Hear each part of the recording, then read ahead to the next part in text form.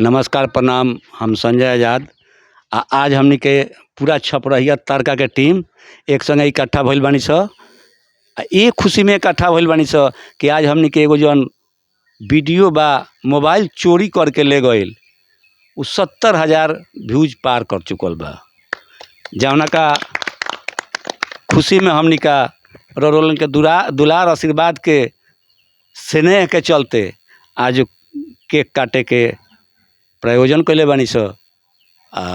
ओकरा बाद में ऐसा ही दुलार प्यार स्नेह रौरा लगिन बनौले रहे तो हमनी के और आगे चलत जाएम स। बस रोलन के दुलार प्यार स्नेह के जरूरत बा। साथ साथ में इंस्टाग्राम पर भी फॉलो करी लोग। फेसबुक पर तो जितना दुलार प्यार देता नहीं लोग ये तो ठीक है बा, लेकिन इंस्टाग्राम पर भी हमनी के फॉलो करी लोग। छपरहिया तारका यूट्यूब पर सब्सक्राइब करी लोग ताकि और हमनी के मनोबल आगे बढ़े। हमरा संगे बानी अब मेघू जे यहाँ का आई अपना टीम के सब सदस्य लोग से रोल के परिचय करा दी। सबसे पहले तो हमरा साथे बानी मेघू मियाँ न जे अपना मुख से कुछ बोले। पहले तो रउआ लोग के हम सलाम प्रणाम करतनी। हम एगो चैनल से जुड़ल बानी सो हमनी के सब, जौना चैनल के नाम बा छपरहिया तारका। हमनी के जौन एगो वीडियो सबसे ज़्यादा चलता ओमे रउआ लोग ज़्यादा प्यार दुलार देनी और वो वीडियो बहुत बढ़िया चलल। यही आगे चल के रउआ और तनी दुलार प्यार देम नु तो हमनियों के कुछ मनोबल बढ़ रही। खाली एक एगो वीडियो ना सब वीडियो देखी लोगी आ दुलार प्यार देत रही लोगी। आज में जे हये बाटे छोटका जौन मोबाइल चोरवले रहे बुझनी लोगी हये छोटका हो ली लोगी एक से तनी सन बतिया ली लोगी। नमस्कार, हमारा नाम सनोज कुमार जो कि हम चैनल से जुड़े हुए हैं। छपरहिया तारका जो चैनल का नाम है, आप प्यार दुलार दीजिए और चैनल को सब्सक्राइब करिए। धन्यवाद, इतना कहना चाहते हैं।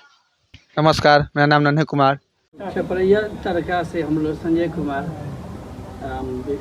एक चैनल से हम लोग जुड़ल बानी सन। रउआ लोग एगो बात जानता नहीं कि ना हो ये हो हमारा गांव के चौकीदार तो बहुत बड़ा दोगला हो दोगला हो चोरवा के संग मिलल बा। नमस्कार, हम शिव शंकर प्रसाद कैमरा के टीम के तरफ से हम कैमरामैन बानी। रिकॉर्डिंग में जौन भी त्रुटि हो के कमेंट करके बताई हमरा के। हमार चैनल के जे भी सदस्य से कहीं भी कोनो कमी लौकता तो वो लोग से हाथ जोड़ के रिक्वेस्ट बा कि ओकरा के कमेंट करके बताई कि हई कमी बा, वो कमी के दूर करे खातिर हमार पूरा चैनल समर्पित बा। नमस्कार प्रणाम, हम अभिनव सिंह चाचा के वीडियो एडिटर और वीडियोग्राफर। चोर जितना वीडियो एडिट करना है बाकी सब हम ही संभालते हैं। चाचा हमारे अच्छा एक्टिंग करते हुए दिखे तो हमने कहा चाचा को स्टार बना के ही छोड़ना है, चाहे कुछ भी हो जाए स्टार बना के ही छोड़ेंगे चाचा को और मेघू भैया को। अब यही खुशी में हम केक काटे जा रहा बनी सो। एक केक के ऐसा दुलार प्यार देम लगे कि अभी तो 70-75 हजार गइल बा। मिलियन में चलो। अरे अभी तो पार्टी शुरू हुई है।